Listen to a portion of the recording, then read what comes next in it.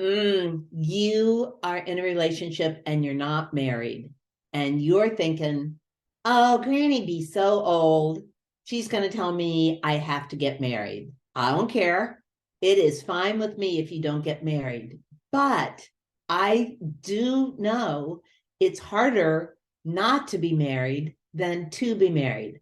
So let me take you through my thinking on that so you can think on that and make your relationship, whatever paper goes with it or not, the best possible relationship you can have. Okay, let's go. The number one rule is you've got a lot that you two need to talk about. When you're married, there are all kinds of documents and agreements that come with it that have been worked out by all these different entities, the state, the Fed, whomever. Like there are a whole bunch of rules about how things roll. When you're not married, you have none of that. So the first granny truth is talk to each other about what really matters to you. One of the things that surprised me is how many people love someone and have been living with them for a long time, and they don't have a healthcare proxy. Now, this is just in the United States. I don't know if you need it in Malaysia or Rio or London or wherever you are, but in the US, you need a piece of paper that says, I have the rights to make decisions about this person's care. And the reason it matters is heaven forbid something happens to one of you. And let's say you're not so tight with your parents. Let's say you're even estranged from your parents. If you don't have a healthcare proxy that you've given to your beloved, they're going to make decisions about your care. And I don't think you want that.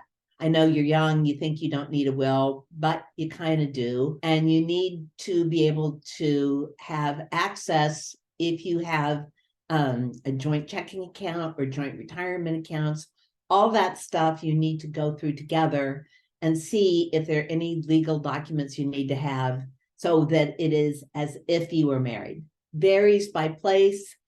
In some places, you may actually be married and not know it. There are states in the US that say if you've been living with someone for a specific period of time, you are considered a common law husband or wife. I don't know. Just find out what the deal is. Get your paperwork done. And it's cool. You never have to get married, but that doesn't mean you don't have to take care of contracts that make sure that your relationship has force when you need it. Here's a hard one. You two are independent souls. You're not getting married because you're living life on your terms. Hooray for that. I am just like any couple in a married relationship or not, you have to have agreement about what you do and what you don't do with whom. I mean, those rules vary. Can I kiss somebody else? Am I okay with you kissing somebody else? Can I cha-cha with somebody else? Can you cha-cha with someone else? Do we invite somebody home to cha-cha? Those rules apply whether or not you're married or you're in a long-term relationship. And the only way to do that is to talk them through. Those actually are a kind of contract. It may be a spoken contract. I know people who write those down. The important thing is not what the rules are, but that you have rules. So then it's like, we agreed to X, Y, or Z, and those are the rules we agreed to. We either need to change those or we need to move on. But if you don't agree to the rules in the first place, you don't know if somebody's doing something that's not fair because you never worked it out. Stuff. Oh, stuff. This happens in marriages too. When you're first in love and your first couple of years together, you want to get stuff. You want to go bounce up and down on the mattresses in IKEA.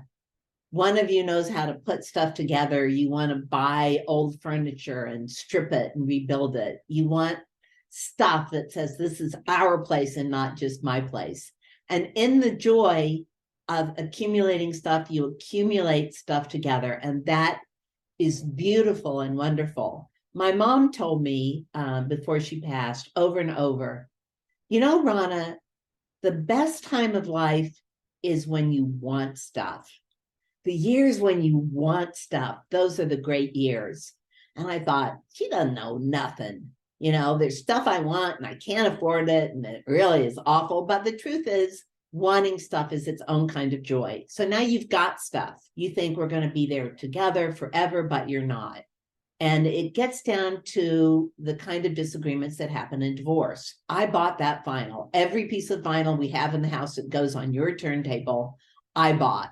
No, you didn't. I bought that one. No, I bought that one. And suddenly you're having a tug of war over a book, like an old school book that you bought, or a fancy fountain pen or whatever.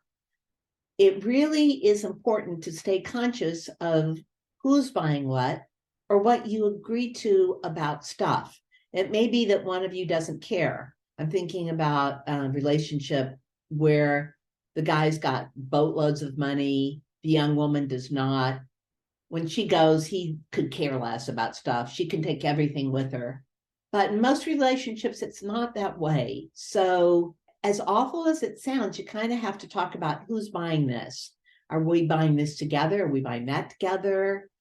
Do you want me to buy this? Because kind of matters. It's just like when you go into a business partnership. One of the things I advise people is to think about the business partnership breaking up while you're still in love with each other. And I always recommend in business that you start out with a buy-sell agreement. Meaning that if we're partners and suddenly I hate you, I have to offer to buy it or sell it for the same price. So that's done, right? That's done. And the breaking up doesn't include hair pulling and writhing around on the floor like a snake. It's the same thing in a relationship that's not married. You have to agree on certain sets of rules about financial stuff. That's just the way it goes. The other conversation that you need to have when you're married or not, but I tend to think it's more appropriate when you're not married because you're defining yourself as modern in a new way. And that's working out how you cover household expenses. What do you think is fair? Is 50-50 fair? Or is it fair to split it 50-50 that's adjusted by salary? Is it fair to have the contribution calibrated against what one person makes and what the other person makes? This is all really intense stuff. What do you do when somebody gets laid off, which is starting to happen more again? All of those money conversations have to be ongoing, and the easiest way to have them is to do it before you break up. So all of this is about saying, when you're not married, you don't have the same coloring book, which is great. They're not the lines where you just color in and it's done. You're drawing your own lines. Love that. Just make sure that you are drawing the lines and that you're drawing them together and that you have some kind of agreement in your relationship for, now it's time to talk about this page on the coloring book. And I didn't like the way we did it last time. Can we talk about doing a new way? So enjoy, have fun, be like Goldie Hawn and Kurt Russell. Do any of you remember them? Just go for it and make sure that you stay conscious while you're in it. Bye.